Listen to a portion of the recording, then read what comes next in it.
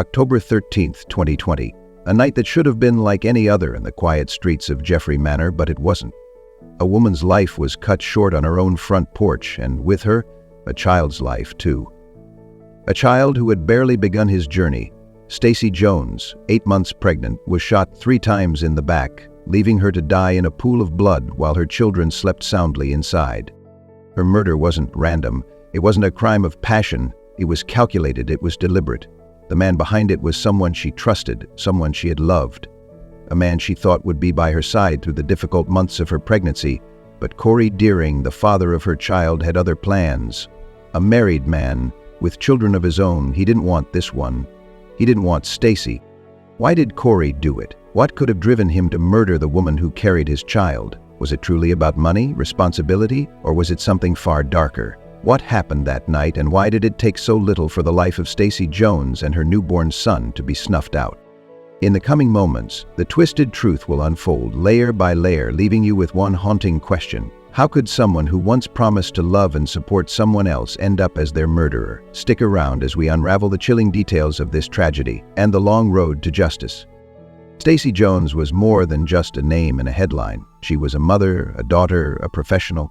A woman who had worked tirelessly to build a life only to see it shattered in an instant. At 35, Stacy had already accomplished much. She was a probation officer with Cook County, a position that required not just professionalism but also empathy and strength. She was the kind of person others leaned on, someone who could balance the weight of her job while nurturing her own 2 young boys, who were 7 and 11 at the time.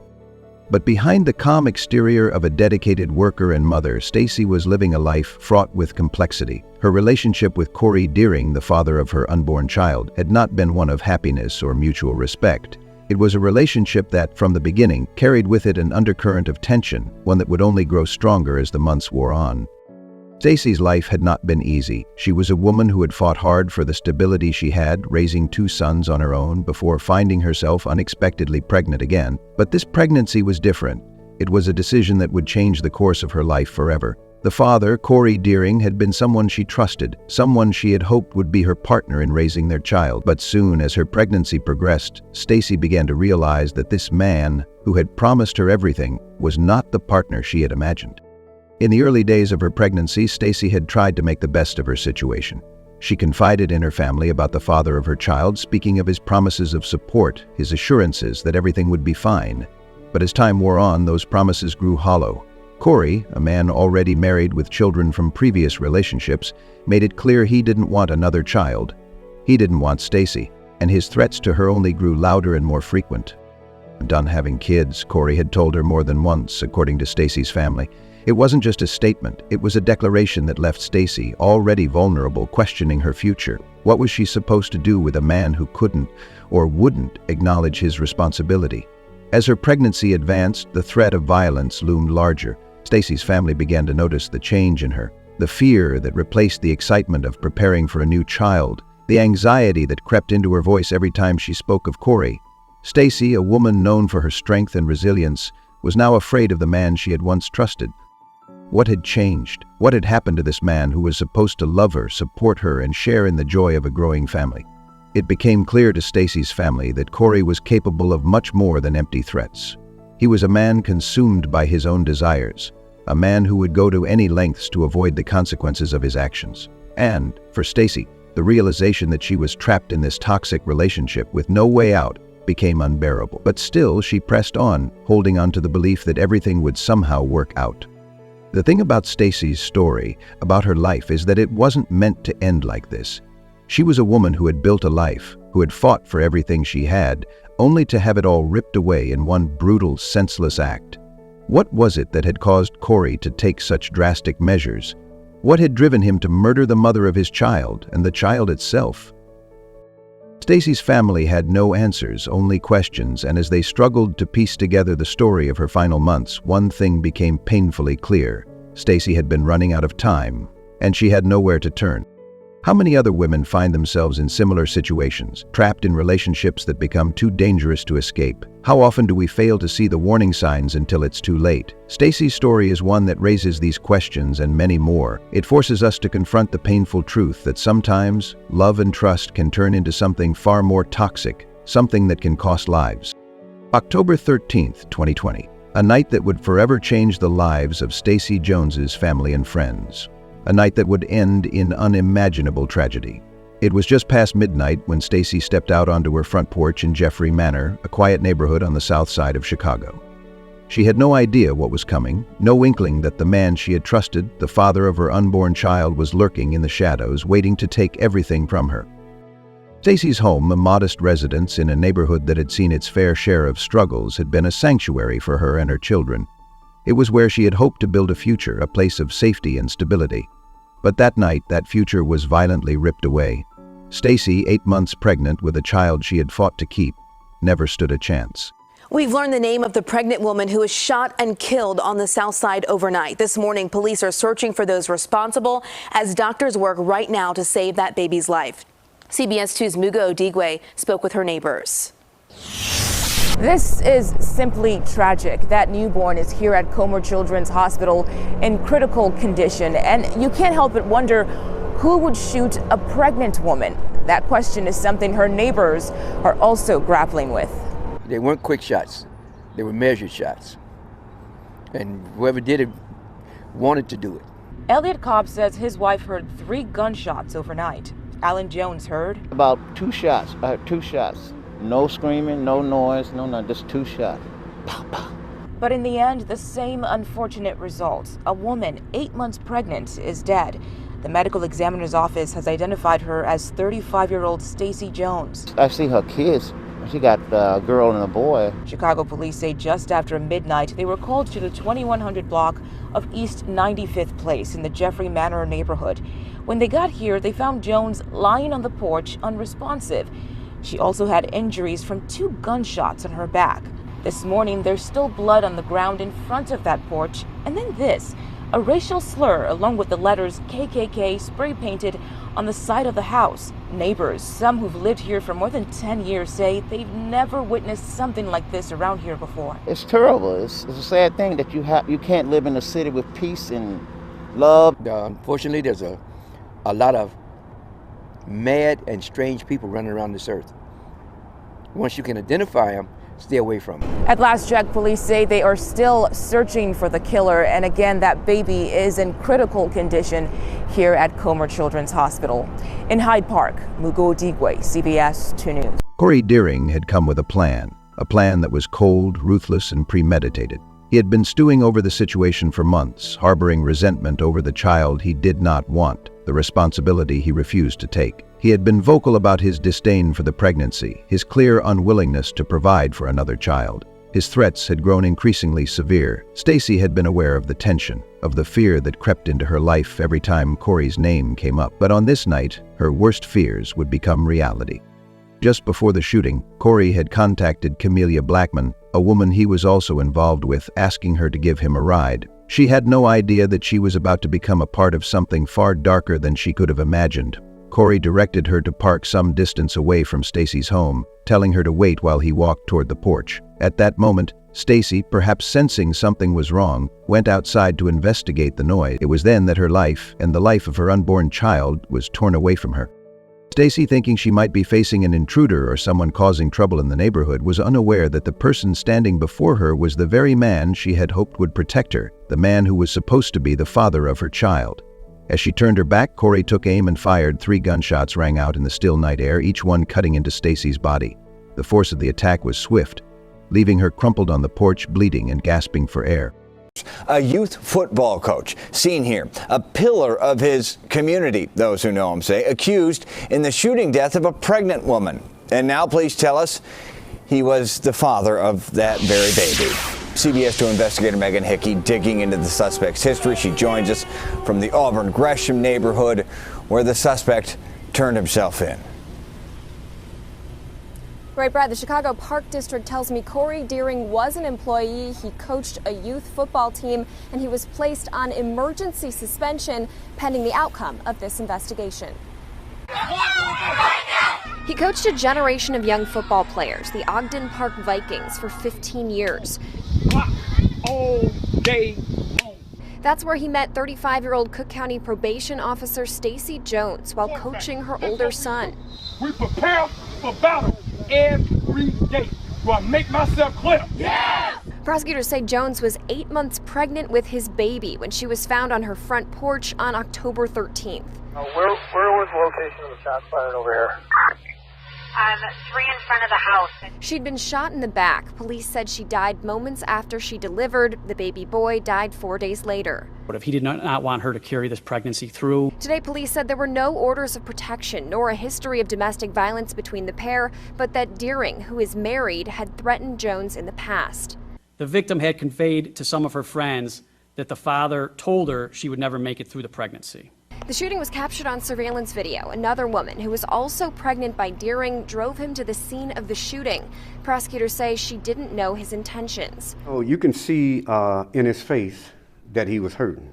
Crisis responder Andrew Holmes had worked with Deering on a past charity event, and Deering called Holmes on Wednesday about turning himself in. They met at his home, and 10 minutes later, the coach who so many players revered as a mentor was taken into custody. You know, he's human, the victim is human, and that baby was human, and it's a terrible loss. Inside the house, her 2 young sons slept, unaware of the horror unfolding just outside their door. But Stacy was no longer able to protect them. The moment she was shot, her future and the future of her family was gone. As her life slipped away, doctors were able to deliver her child, baby boy Harrison, in a last-ditch effort to save him. But it wasn't enough. 4 days later, the newborn would die from a lack of oxygen, his life taken by the violence that had claimed his mother. Corey's actions were cold, calculated, and deeply personal. He didn't just kill a woman, he ended the lives of a mother and child in a brutal act of finality. The motive was clear. Corey had wanted to escape responsibility, to sever the ties that bound him to Stacy and the child. But it didn't stop there. There was something more in his actions, something that spoke to his inability to face the reality of his choices. Stacy had been fighting for her right to keep her child, to create a future for herself and her family. Corey, on the other hand, had been fighting to free himself from the responsibility he had never wanted. In that fight, Stacy was left dead, and a newborn child was lost to the world. But the horror didn't end with the crime itself. It was only the beginning. Was Corey's plan always this ruthless? Was it as calculated as it seemed? Was there a part of him that thought he could get away with it? The surveillance footage, the testimonies, and the pieces of evidence left behind painted a damning picture of a man who had crossed a line that no one should ever cross. But as the investigation unfolded, the world would come to understand just how far Corey Deering was willing to go to protect himself and his selfish desires. What had driven him to such lengths? What could possibly make a man think that taking the life of someone he had once shared his life with was the only way forward? These questions remain, and they linger in the air, unanswered.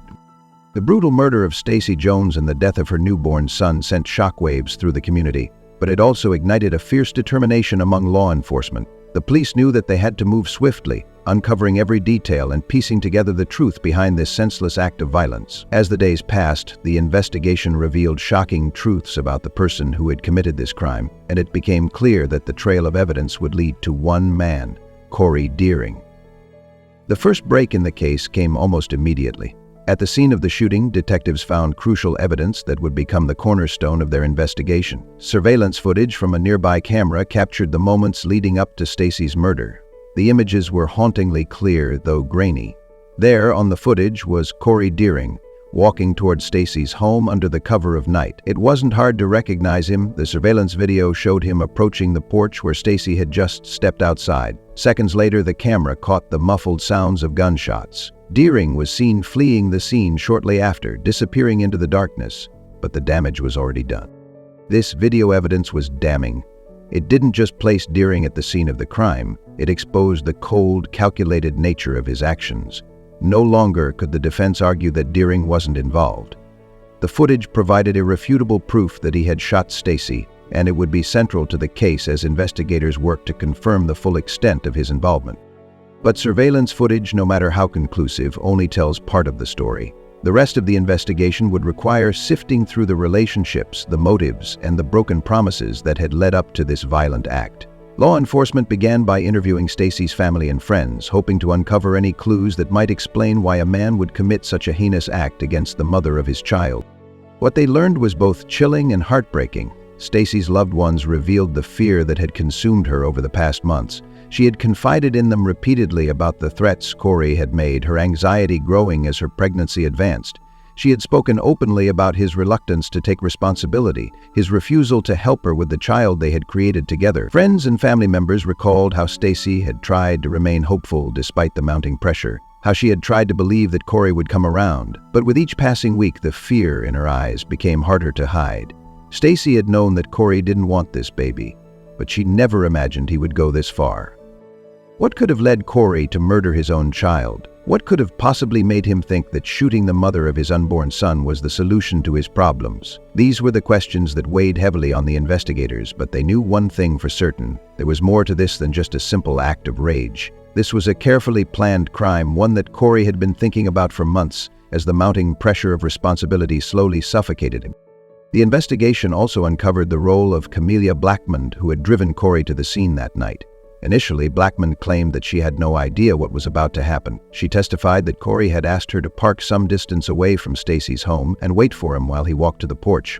She heard the gunshots, but she insisted she didn't know what had occurred. Yet, as investigators dug deeper, inconsistencies began to emerge in her story. Was she truly as unaware as she claimed? Or was she playing a role in the crime that was darker than she was willing to admit? Blackman's testimony was critical, yet deeply problematic. The question on everyone's mind was simple. Did she have a deeper involvement in Stacy's murder, or was she just another pawn in Corey's twisted plan? Her conflicting statements raised more questions than answers, and as the investigation continued, it seemed more likely that Blackman had known far more than she let on. Throughout it all, the emotional toll on Stacy's family became impossible to ignore. The pain of losing a daughter, a sister, a mother was profound, and the knowledge that the man who had been the father of her unborn child was the one responsible for her death added another layer of agony. The police, too, felt the weight of the case. As they uncovered more of the details, more of the broken promises and escalating threats, Stacy's murder seemed less like a random act and more like the tragic consequence of a relationship gone wrong, a man's refusal to take responsibility for his actions, and a woman's fight to hold on to a dream that was ultimately stolen from her. As the investigation began to come to a close and Corey Deering's involvement became undeniable, one truth remained clear. The consequences of his actions would not only destroy Stacy and her family, but would echo through the community and the lives of those who knew her. But the question remained, how far would the justice system go to hold him accountable for what he had done?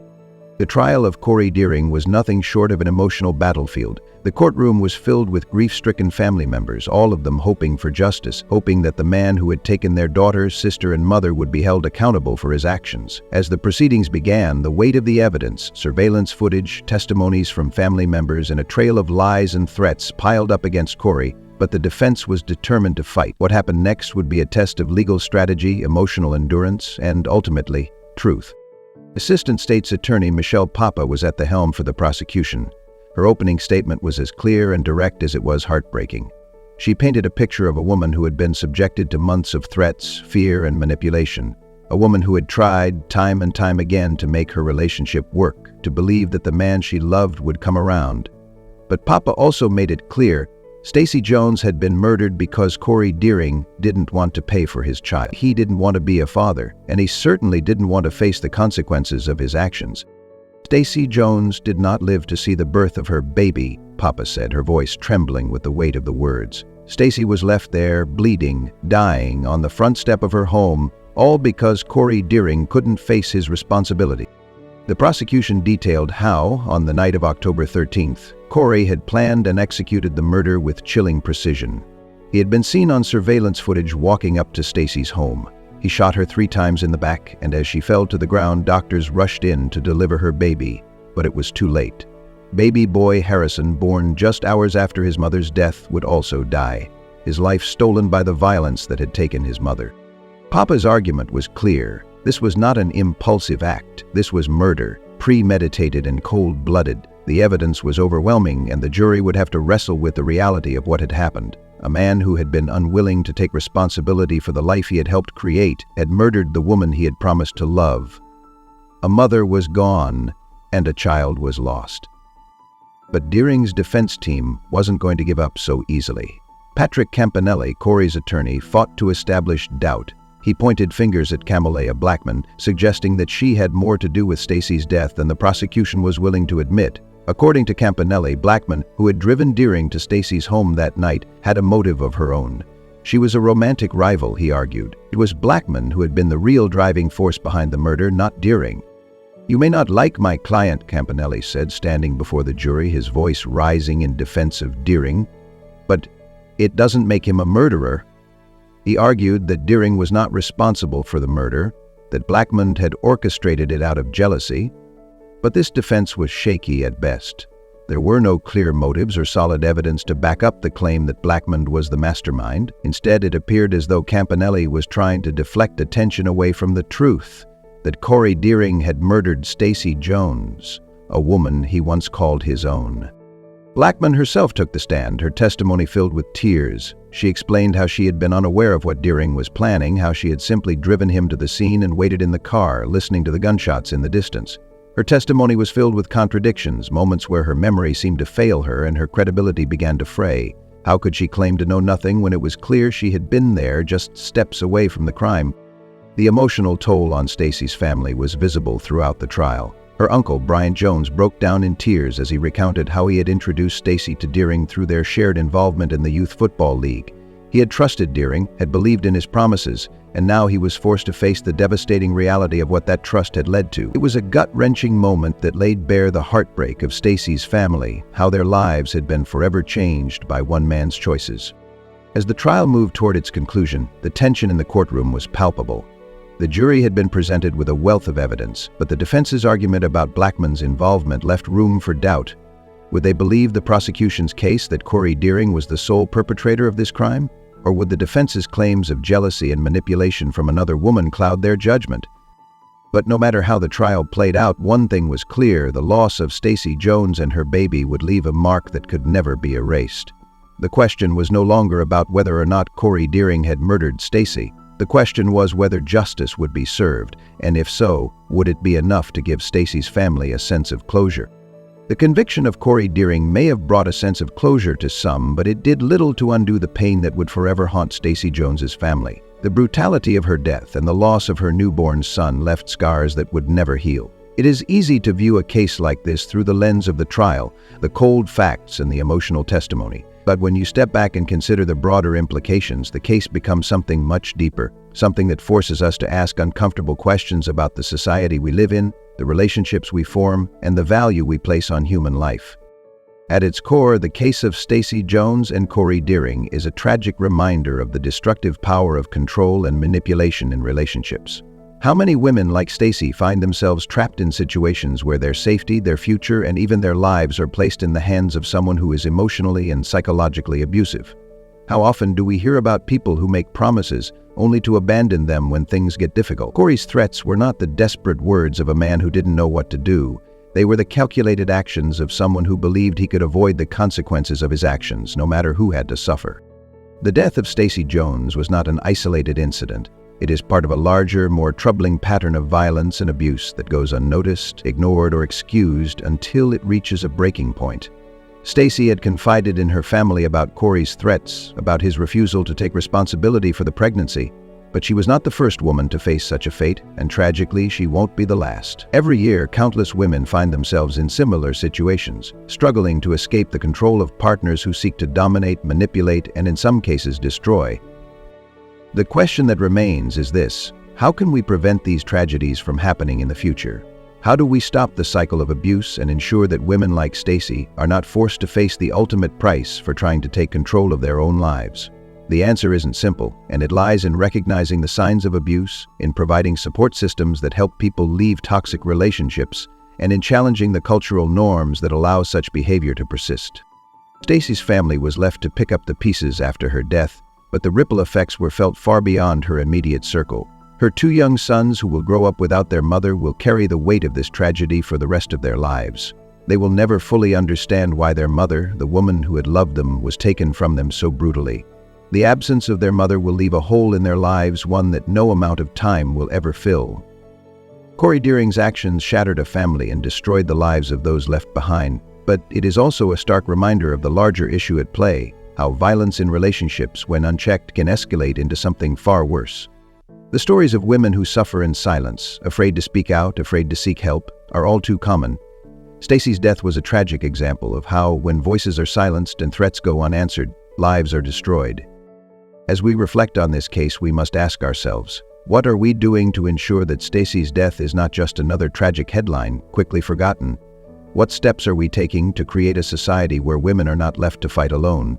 It is easy to point fingers and place blame, but the true responsibility lies with us all. We must take action, raise awareness, and ensure that the cycle of violence is broken, that women like Stacy Jones are no longer silenced, and that no more lives are lost to the kind of selfishness that Corey Deering displayed that fateful night. Stacy's story, though heartbreaking, should serve as a wake-up call to all of us. Her love for her children, her strength in the face of adversity, and her fight for her family should not be forgotten. It is through remembering her and the tragedy she faced that we can hope to spark the change necessary to prevent future suffering. For Stacy, for her children, and for everyone who has ever suffered at the hands of an abuser, we must do better. The story of Stacy Jones and her tragic death cannot be left as just another heartbreaking headline. It must serve as a powerful reminder urging us all to confront uncomfortable truths about the relationships we allow to continue unchecked, about the violence that often hides in plain sight, and about the ways we fail to protect those who need help the most. Stacy's death and the loss of her newborn son should be a call to action. It's a call to examine the systems that allow toxic relationships to thrive, the societal structures that often dismiss warnings, and the blind spots we have when it comes to understanding the complexities of abuse. Too often the signs are there and yet they go ignored. Too often the voices of those who suffer are drowned out by fear, shame, or apathy. For Stacy, it was too late. For her children, the world they will grow up in will never be the same. But for the rest of us, it's not too late. It's never too late to ask the hard questions, to have the uncomfortable conversations, and to take the necessary steps to change the narrative for others. We must start by recognizing the patterns of control, manipulation, and abuse that sometimes go unnoticed, and by giving those affected the courage and resources they need to break free. If you or someone you know is in a toxic or abusive relationship, it's critical to take action.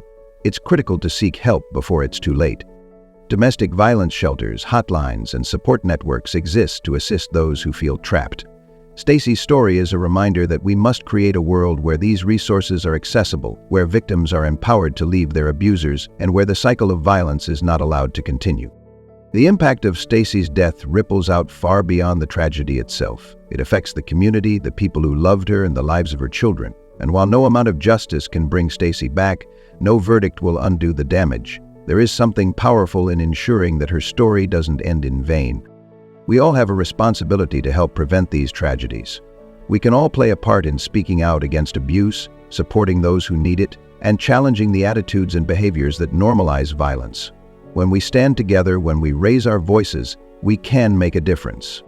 Stacy Jones' legacy should be a call for change, for accountability, and for the courage to stand up against violence in all its forms. She was more than just a victim. She was a mother, a professional, and a woman who fought for a future she would never see. Let's honor her memory by taking action, by making sure that her story is told, and by ensuring that no more lives are lost like hers. As we close, remember, justice may have been served, but the fight to protect others has only just begun. Share this story, speak out, and be the change that our world needs. Let Stacy's life, her hopes, and her dreams for her children live on through our actions. Thank you for listening, for caring, and for standing with those who need us most.